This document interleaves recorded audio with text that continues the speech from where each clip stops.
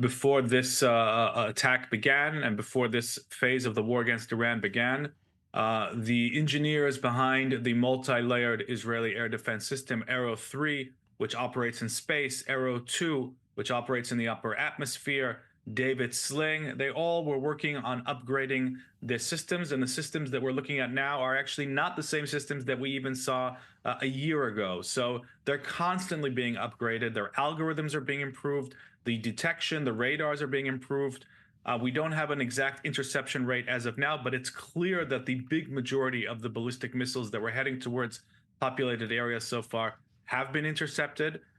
So, when we're looking at the defensive aspect of this, of course, it's never going to be hermetic, and the cost of war is terrible. We're looking at, multiple casualties in Bet Shemesh just now, and last night a woman in Tel Aviv. When you look at the number of missiles that have been fired, the big majority of them have been intercepted successfully, and this is a risky business. War is always risky, and there's no such thing as a hermetic system that's 100% guaranteed to stop everything. Absolutely. At the end of the day, the percentage in terms of direct missile hits has remained very, very low. What is the Home Front Command essentially dictating to the public right now? What do Israelis need to know who are watching this? Well, the Home Front Command is of course telling people to be very closely tuned in to their instructions.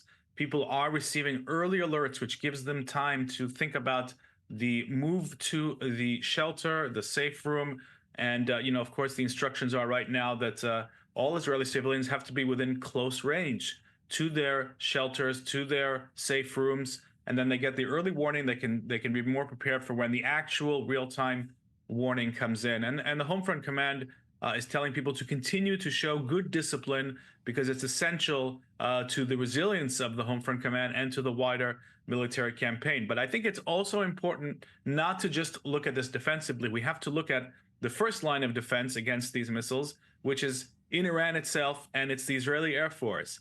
And actually, they've just released some very interesting figures talking about the fact that they've destroyed essentially 200 launchers in the Right. past 36 hours. That represents 50% of the Iranian launchers compared to the number that they had going into this war. Now, launchers, it's more important to destroy them than the missiles themselves. If you compare it to gun and bullets, you can have 1,000 bullets, but if your 10 guns don't work, you can't fire any bullets.